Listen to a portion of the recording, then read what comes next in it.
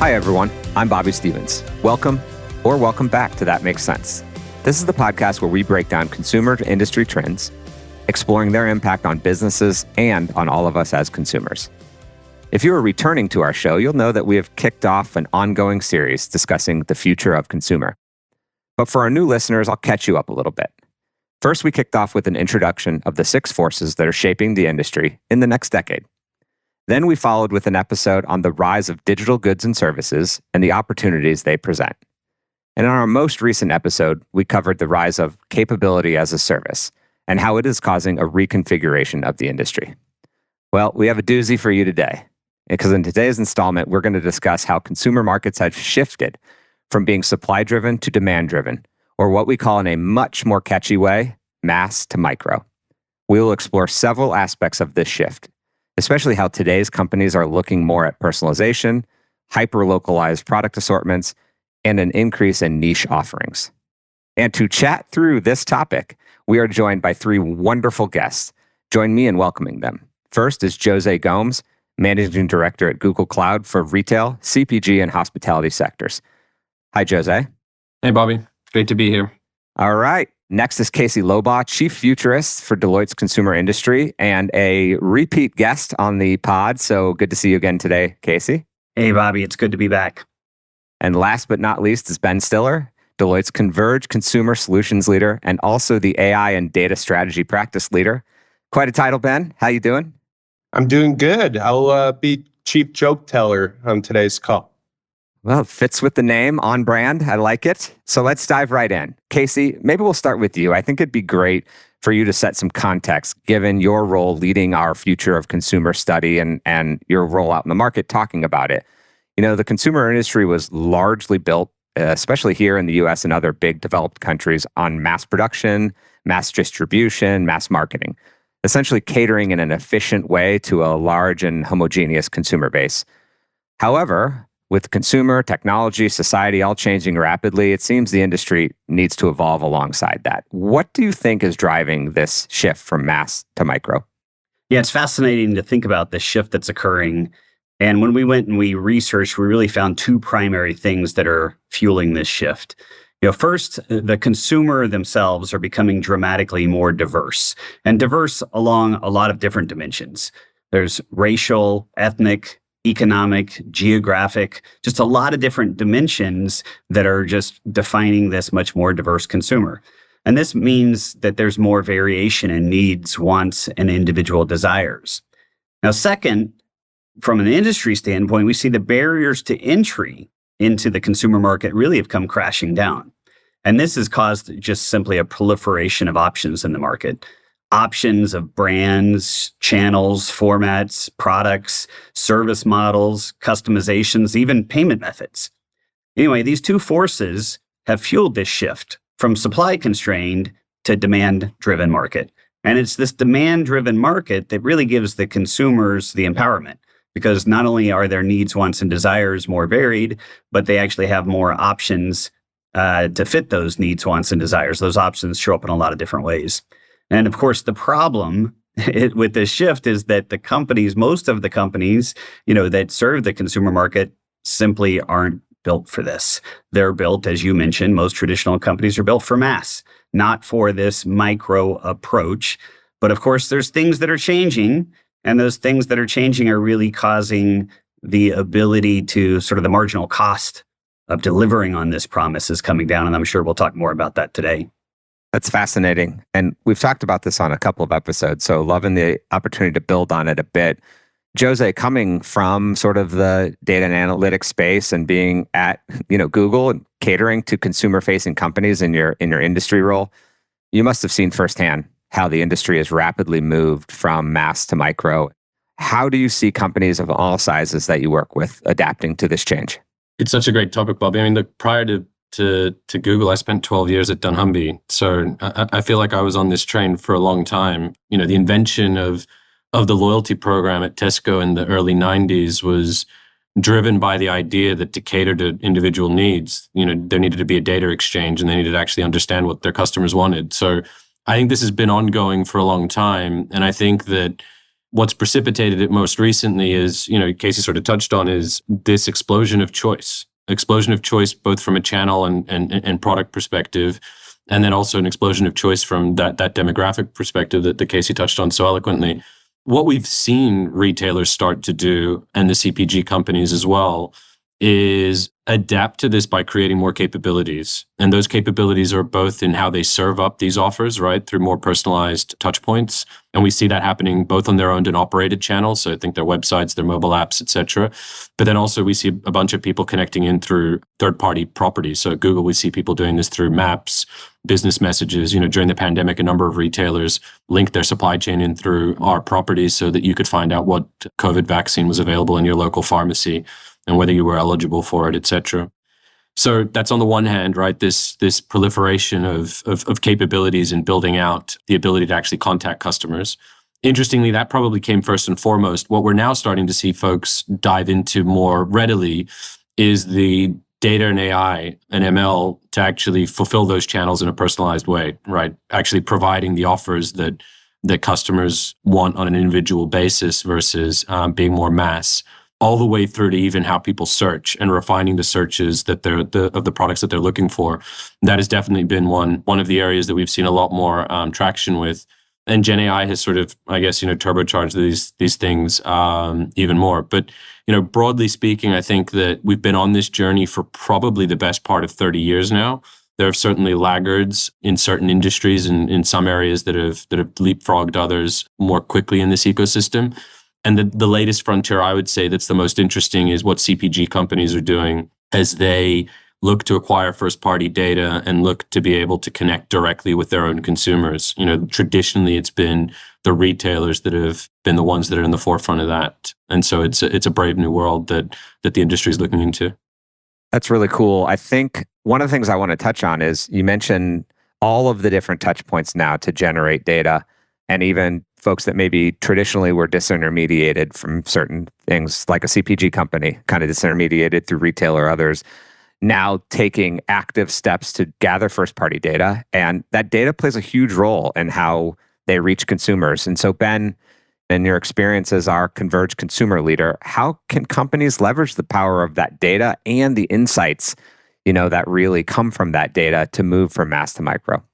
Yeah, so I think the notion that when we talk about the shift from mass to micro will win in a proof of concept or on a one-to-one basis any day of the week. And what I mean by that is if we were to take 1,000 retail stores, and maybe in today's world, there's 4 to 10 clusters of those stores and behaviors, and you assort, you plan your space, you price, you promote very differently across those 10 clusters. If I were to say, we're going to do 1,000 clusters, it's very easy for you to realize there's a lot of effectiveness there. There's growth to be had there. The challenge with that is in today's world, for a lot of our clients and companies out there, they don't have the capabilities to do that level of granularity and localization. On the marketing side, personalized marketing and advertising certainly is more effective, but where these companies have struggled is how to scale that efficiently. And that's where the data, the algorithms, artificial intelligence, as well as the compute power of the cloud come into play. So Converge Consumer, what that's focused on is doing 4 things really well. Number 1, we ingest a whole ton of third-party data and connect it with companies' first-party data so that they get a true 360-degree view of their customers. A lot of our clients and a lot of companies out there in the consumer space say that they're customer-led, customer-driven. And really, it starts with those companies that know their customer, not just when they're in the store or that particular store or engaging with that particular brand, but their everyday lives, their situations related to health and wealth and various propensities and preferences. That rounds out a picture of who that consumer and customer is. The second is, how do you use that data? At the end of the day, I think many companies already face a situation where they would say that they have too much data. Maybe it's not the right data or the right grain of data, but what do you do with it? And so I think that's where having the right algorithms that predict and optimize are really important. So being able to predict on a very granular basis, using that data, predict what customers will want and need and where they'll want it. As Jose mentioned, what channels, what best way and most convenient approach to engage with those customers with those offerings. And then there's a whole bunch of decisions that companies make to serve the needs of those customers. And that's around pricing, it's around promotion, it's around products and place. And then the last aspect is how do you engage directly with your own associates as well as your customers? And that's really, if you really want to go from mass to micro, you have to do that in an automated basis. It has to use algorithms and it has to use generative AI to create all the variation and all the nuanced ways of engaging with your employees and with customers. You can't do that manually. The laws of physics get broken pretty quickly. And that's why we're so excited to work with Google from both a cloud technology, generative AI standpoint, is it's really a big technological unlock that allows us to go from mass to micro at scale. Yeah, so you mentioned not only at the beginning of your answer, but there at the end of your answer, one-to-one wins, but it's harder to scale it and do it efficiently, or it has been traditionally. And that's what one of the big things we're trying to solve. So, and let's move to a topic that I think is related to that. You mentioned it, Jose, you mentioned it a little bit as well. And frankly, it's very top of mind, not just in business, but more broadly in sort of first tier news sources, AI and Gen AI. Couldn't be a bigger topic right now. So, and I'll pardon a little plug. Ben, you teed this up a bit, but I don't think we could have a better combo of guests today, with Deloitte and Google Cloud recently announcing a co-innovation in this area to expand upon our decade-long alliance. Specifically, Deloitte's Converged Consumer portfolio of solutions is now available on Google Cloud and integrates Google Cloud's data analytics, AI, and generative AI capabilities. So it's a great match made for this podcast, but I think a great match made for folks in the consumer industry as well, and we're proud of it. And so, Jose, let me start with you on AI and Gen AI. In your view, what are some of the use cases that consumer companies really should be focusing on while they're considering how to adopt AI, and more specifically Gen AI? And then maybe Ben and Casey, you chime in too. Let's get everybody talking here. Well, first, I'd like to say that I think Gen AI has a broken promise. It's supposed to reduce work, and all it's done for me is increase the number of meetings and planes that I'm on, and the number of stakeholders that before were not all that interested in cloud, but now can't seem to get enough of it. The fear of missing out right now is very real. Joking aside, I would tell you that I feel like the promise is incredibly real. There's a lot of discussion. Is this the new blockchain? And I would say it's categorically not. You see, the work that the Deloitte team alone has spun up on Converged Consumer in a matter of 3 to 4 months, and it's pretty insane what the art of the possible is. Bobby, I want to answer your question, but I want to stop. I want to intercede something, which is the journey Sure. I've been on, and how I'm framing it for our customers more and more. I think it's very easy to get trapped in the use case discussion, right? And I joke with my team that at the moment, everything feels like death by 1,000 use cases, right? Everyone has them, and there's multiple 2x2s. I think that the companies that are really going to build competitive advantage through AI are going to win through adoption, right? And one of the dirty secrets about AI is that the more a model operates and the more data it trains on, the better it gets. Right. And so there's this reinforcement of the quality of your models. And so, one of the best examples of that is the work we did with Deloitte and Converge at Kroger, where in 12 months, we went from conceptualization. It was actually 10 months. We went from conceptualization to 500,000 associates leveraging the task automation platform that we built for Kroger. And that model is now learning, and it becomes better and better. So the guidance that I give folks, if adoption is your focus, is that, whilst the use cases are important and they're sort of the manifestation of the work that you do, the first thing is I highly recommend that companies start by looking at their P&L and seeing where there's value. The reason that I bring this up is I'm having so many discussions with retailers where, perhaps we're looking at some marketing use cases for Gen AI, but they don't have forecasting baked into how they operate the business. And I fail to see how optimizing your content generation is more important than actually fixing your supply chain and your forecasting. So fundamentally, I think just let's start, right? And we do this exercise where we quite literally look at the P&L and look at the areas where there's value. The second piece is to really take a platform and a product approach to Gen AI. And what I mean by that is, think of voice as a platform so that when you solve for voice, you solve for the use cases that associates may leverage in the store, that customers may leverage in a contact center, that your finance team may leverage internally, right? But don't solve for just the unique use case. Solve for it in a way that, once you've lit up the first one, you've then unlocked all use cases with voice. And then having the discipline of developing these use cases as products, because the end point isn't going to be when you first launch it. That's just the first iteration of whatever that experience is. So that's just a little soliloquy there on use cases, because I find that we get too driven and distracted by those.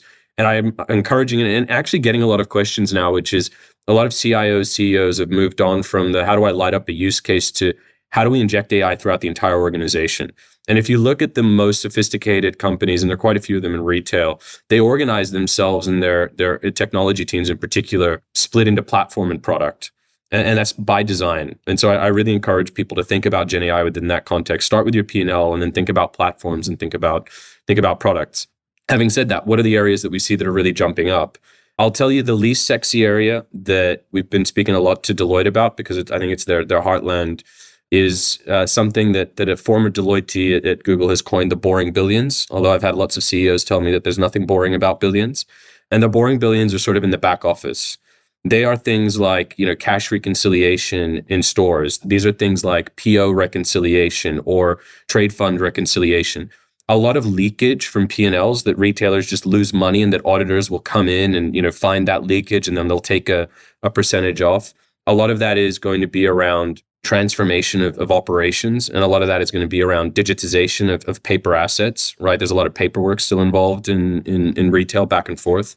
It's a hard one to solve for, but the value is, hundreds of millions of dollars or hundreds of basis points of pure profit that can be saved. So that is one area that I would tell you is getting less. I start with it because it's the one that gets less attention. Although recently, like I said, having spoken to more and more CFOs, it's an area that's got a lot of share of mind in terms of the higher upside. Within that, one of the cool things that we have coming out of Google X is a company called Mineral. And what Mineral is able to do is they have taken like 5,000 photos of berries, then they generated another 245,000 photos of berries. And we can tell you with an image how long it's going to last, which means that for a retailer, it can really put an end to shrink. And I will tell you, of the grocers I've spoken to, it is the number one use case that CEOs have been excited about, because that is a multi-billion-dollar opportunity of pure waste in their ecosystem. The second area that is getting a lot of traction is around associate productivity or employee productivity.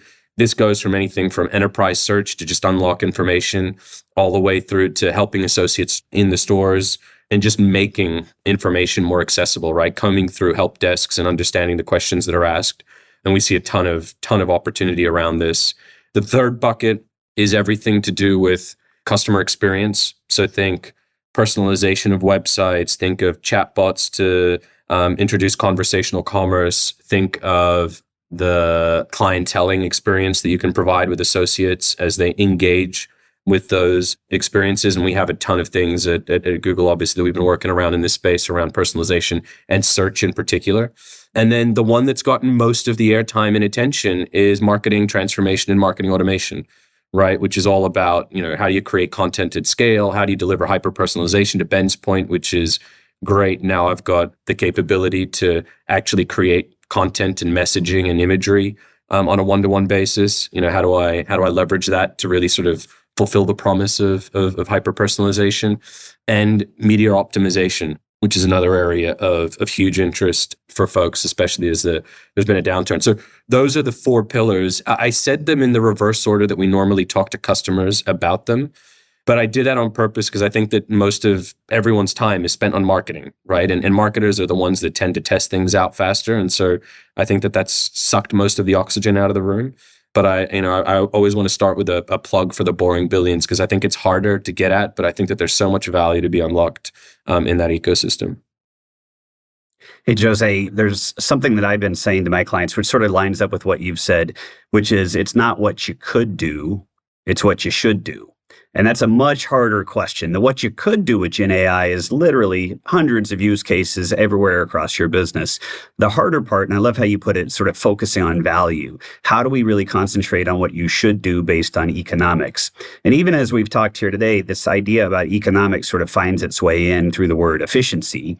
But as we think about economics and Gen AI, it's sort of fascinating. I think I picked this up from somebody along the way that what Gen AI really does is really drops the marginal cost of a whole collection of things: content, copy, code, creative, curation, calibration, and even comprehension.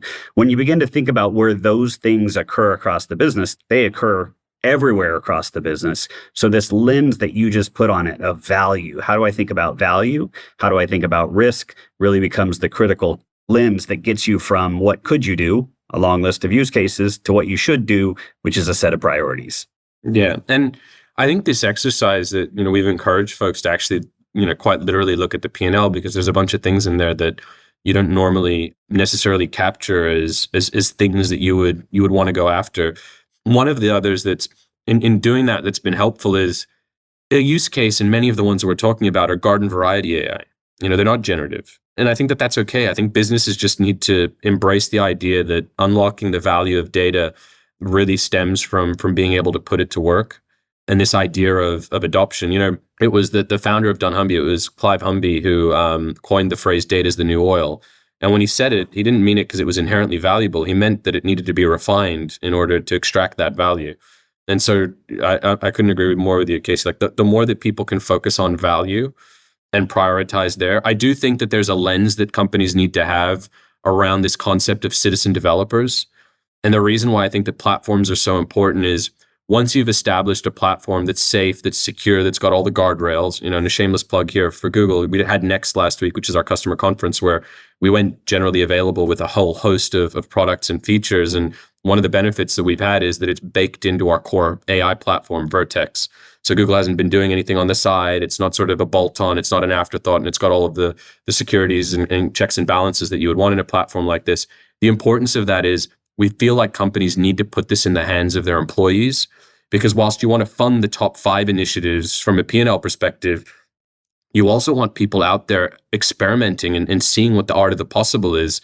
I remember one CEO asking me a lot of questions about prompt engineering, and the sad sort of conclusion of that conversation was you can't hire any prompt engineers. So if you're not developing them within your organization, you're going to fall behind.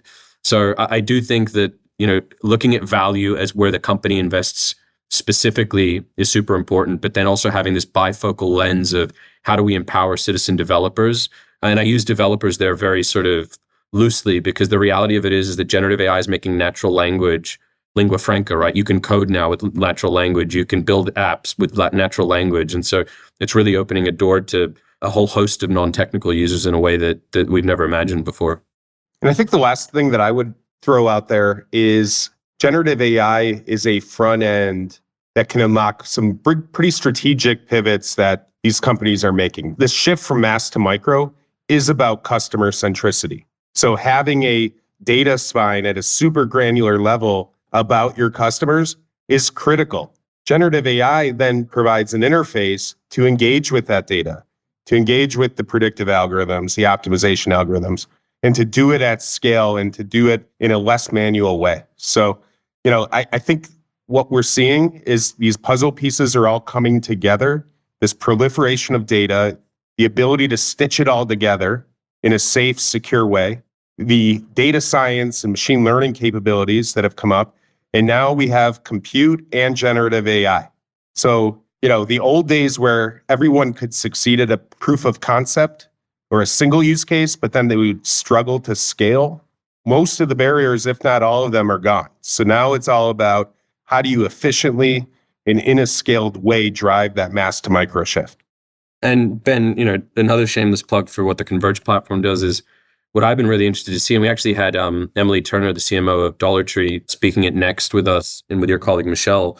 And the extension of what retailers know outside of their domain or CPG companies, right? Stitching together what their customers are doing outside of their 4 walls. I think that's been a game changer.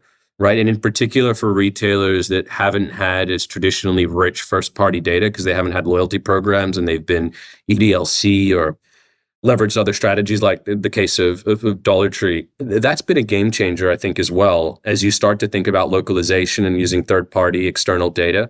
I think that's also a really big unlock as we move forward into this world of hyper-personalization. I'll route back just to sort of close the loop back, because there's a reason companies were built for mass. It's called economies of scale. It's because in order to get the efficiencies that we needed to have simplified businesses. And moving to micro actually implies complexity. It implies cost. There's a reason that we manage stores in 4 or 5 or 7 clusters instead of, managing hyper-localized assortment, because it's really expensive to operationalize that. Now, what we just talked about with Gen AI is that the marginal cost of managing complexity just plummeted. It really has plummeted and become clear over the last year. So the shift to mass to micro, while we've been feeling it, suddenly these pieces do come together. The enablers are there now for us to address it and make the shift in an economic way. So it's not just the CIO who might say it's possible, or some of the data scientists who thinks it's possible. It's the CFO that can now focus on, we can do this now in an efficient way because these pieces are coming together. And that's why when we think about the future of the consumer industry, we're really emphasizing that this shift from mass to micro is going to accelerate. And that's why we've highlighted it to the extent that we have. You guys covered a lot of ground. I love that you brought it back full circle, and also the automated lights in Jose's conference room going out signal that I think we should get to the last question here. We're not on video, but you guys can all imagine what happened there. But I do think you guys really gave the listeners an excellent glimpse into AI and Gen I, how it is an really important, if not the most important, enabling tool for the move from mass to micro.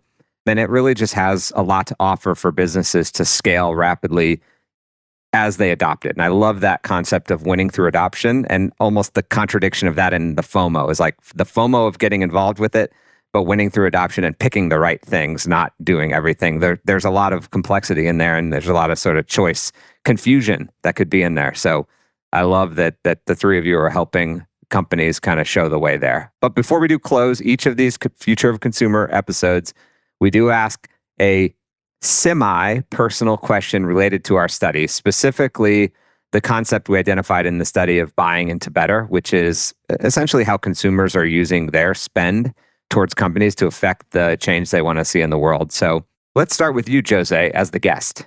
And then maybe we go Ben and then Casey in that order. How are you personally as a consumer, making more conscious choices on small or bigger things to kind of buy into better in recent times? That's a great question. I guess I'll be honest and say that I don't know that it's a huge driver of choice, generally speaking, but there's certainly some categories where I've recently been all over it. And it's particularly around everything to do with disposable plastics and all of the cleaning products in our house. So like all of our sponges now are biodegradable. I'm on this kick to get rid of all of our toothbrushes because I'd look at them and I'm like, these things are going to last for eternity, especially the ones that have batteries in them, which we're still running through our stock of over-ordering the monthly supplies. But that would be mine. Mine is just, how do we get rid of as much plastic as possible? And look, and I'll say this, I think I'm European, I'm Portuguese, hence the hard J in Jose. I think we're really far behind in the US in everything that we recycle, right? And how we recycle and the civic mindedness that goes into that. There's some cool work at Google X going on to try and create like an industry standard around plastics and what you can recycle where, and help manufacturers produce things in a way that lends itself to recycling. Today in the US, there's no way for us to even know whether your local county recycles what type of plastic, which is something I didn't know. I thought everyone recycled the same type of plastic in the same way. So that's my conscious choice has been, how do we remove the hard plastics out of our consumption? All right, Ben, you're up next. You got to follow that. Love that. In fact, I would say in the last 5 weeks now, I have pivoted from bottled water to large scale delivered bottled water, still in plastic, to now more of a can-based system, because cans are much more recyclable, et cetera. But also, I would say our family is rewarding those companies that put more and more transparency on their labels in general. And I think if we create a reward system and are willing to pay more for that, it's going to encourage more and more companies to get as much information either digitally or on the actual packaging itself. That all helps us in that mass to micro story, having choice and convenience about what matters most to us. I'm going to ship you some water filters, Ben, to help get rid of the cans and the bottles there. I think we need you to aim a little higher there, brother. All right, Casey, close us out. Yeah, so Bobby, as you know, buying into better is about making the choices that shape the future the way we want to see the future play itself out. On our last episode, I think I talked about the purchasing that our family's making that's sort of adding to that. So I'm going to shift a bit to a different kind of decision. For us, my 17-year-old's preparing to head off to college. And so we're spending a lot of time talking with her about choices that she has to learn and to grow and what she wants to be when she grows up. So we're spending a lot of time researching and talking a lot about biomedical engineering, which I think is her choice of where she's going to head off to college and gain her education in that field. Really, because if you think about the aging population, biotech advancements, AI advancements, how those things are coming together, the potential to make a real difference in biomedical engineering, I think she's really taking a liking to that idea when we start talking about all these forces that come together and shape the future. So we're using future of consumer and all this research we've done in my household to think a lot about the choices that we all individually have and how we're going to, play a part in shaping the future that we want to see. So that's where we're spending time most recently. I love it.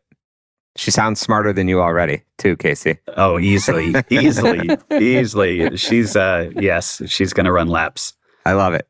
Well, it's interesting because Jose and Ben, your topics, the thing that's happened that we've spent some money and time on in the last year at my house is on composting. So my wife lived in Seattle in the Bay Area where that was relatively common. I'm from the Midwest where it's a lot less common. And so bring in some of that. Well, the Midwest doesn't always like West Coast things coming here, but we're going to do it at my house, and it's some work, and the kids take to it right away.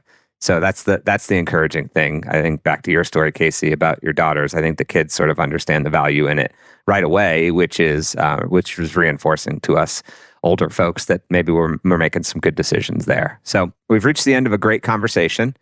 Lots of opportunities for the consumer industry, lots of opportunities for companies in the space, and lots of upside in enabling the mass to micro phenomenon. So thank you, Jose. Thank you, Ben. Thank you, Casey, for the great conversation. It was great to talk about the long journey that many of you have been on around this topic. And, I think I'm going to steal the term boring billions myself as well, because I agree it's hard to think of billions being boring at all. And for our audience, if you do want to gain more insight into what you already heard today, into the future of consumer or mass to micro, simply search with the keywords Deloitte Future of Consumer, and feel free to connect with any of us on LinkedIn and directly. And thank you so much for tuning in, and see you next time on That Makes Sense. You can listen on your favorite podcatcher, whether it be Apple Podcasts, Stitcher, or Spotify. Simply search for That Makes Sense. Connect with me on social media, Bobby Stevens on LinkedIn or @BobbyStevens on Twitter.